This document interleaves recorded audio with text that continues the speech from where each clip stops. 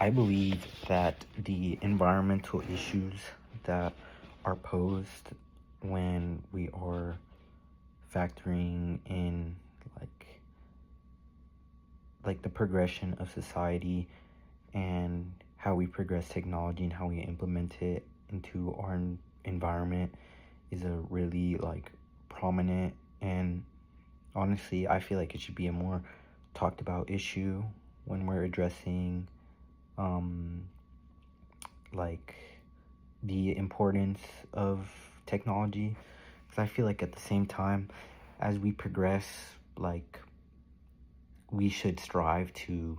stray away from the fact that we need to use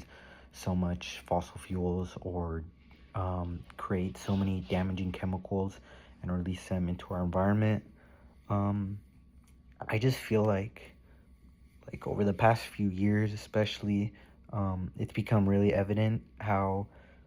our quality of life and our seasons have changed very evidently, just from the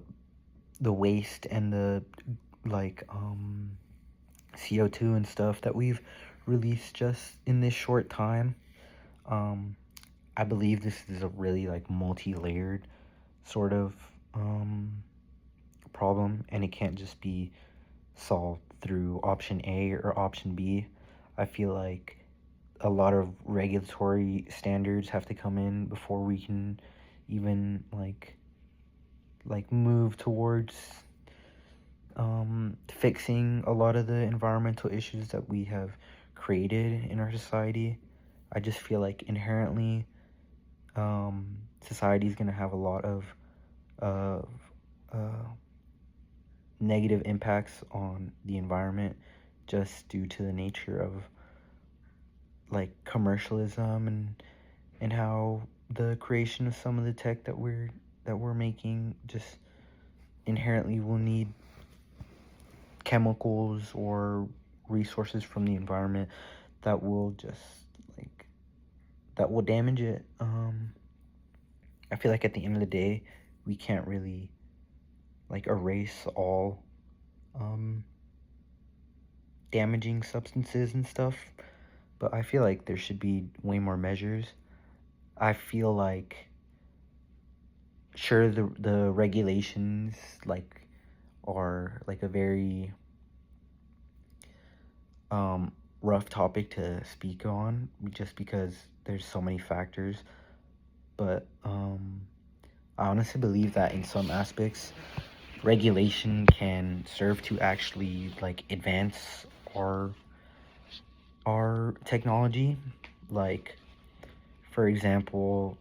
if we have a certain law that passes where engines can't emit this much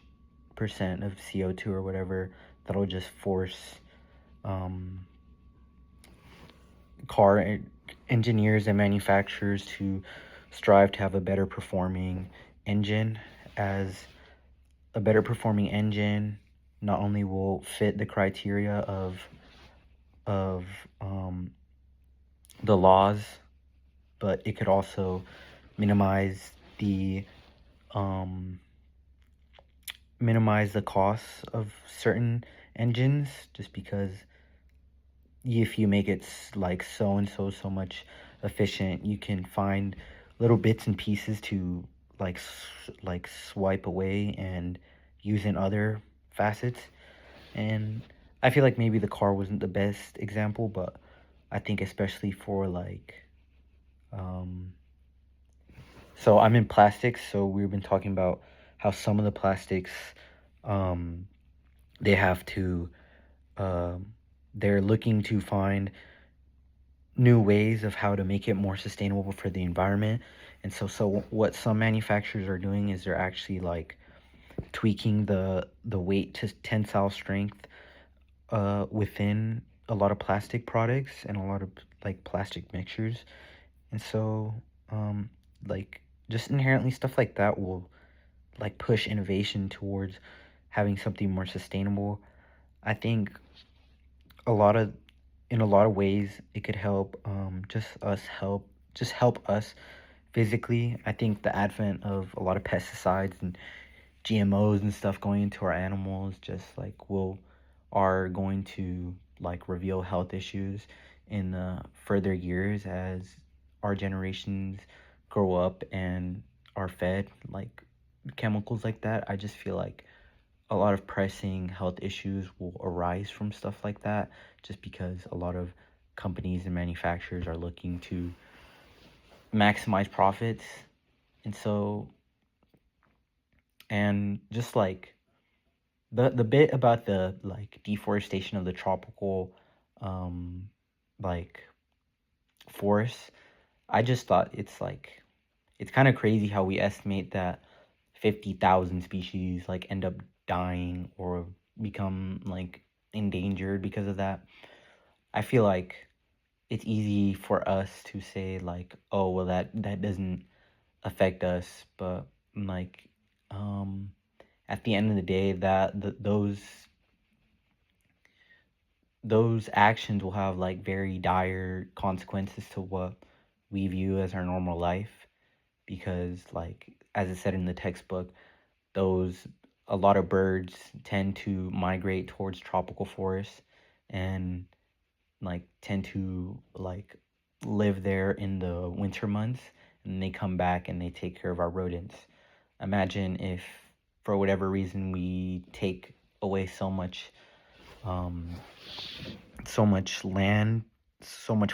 tropical forest land, that something like crows or some other type of bird, like prey eating bird, goes away. Like it's gonna affect us. Like you're gonna walk out into your lawn, you're gonna be like, oh dang, I guess we got rats in our lawn now. And I feel like just the fact that we can accept like 50,000 species of something going like dying, like I feel like if you turn that into something like 50,000 people a year die from like just deforestation, like that really puts it into better perspective for some people that really like don't want to address it as something. Like imagine if like like a whole race of people or something like just went extinct. Like that's gonna affect the the world just so badly, in like such a way that um that we can't even like begin to understand. So I just feel like we should be looking to optimize a lot of parts of our society in a way where we can actually like balance and even like like start moving towards the rebuilding of our environment in some way. I just feel like that is just a more sustainable path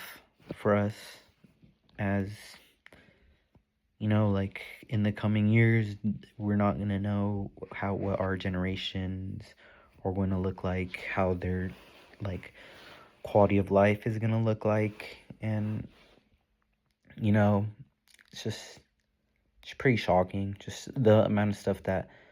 I've been able to see change just in my short like 20 years of being here. Just how like summers get hotter, like there's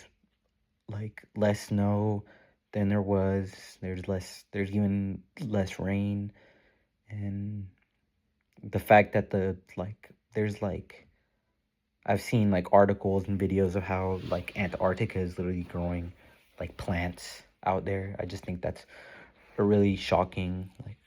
reality that we're gonna have to face at some point. So I think we should have started like yesterday, but I mean, it's a really rose tinted like viewpoint of how to view it. Just a very ill informed like college student um like viewpoint of like, oh man, we gotta like save the environment, and how it's not really as simple as doing something like that.